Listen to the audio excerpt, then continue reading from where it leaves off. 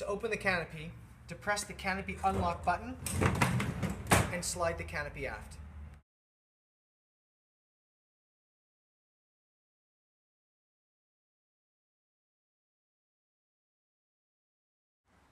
To remove it from the cockpit, pull the metal tab to unlock the harness. Pull the egress cord to disconnect the helmet. Do not touch the parachute D-ring handle.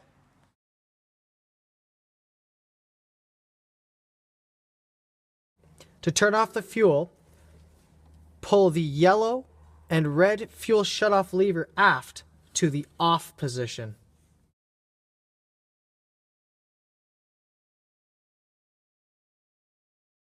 To turn off the magneto ignition system, turn the magneto switch fully clockwise to 0.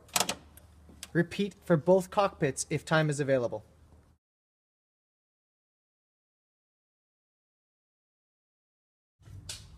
To turn off the electrical system, flip the battery master switch down to disable the entire system.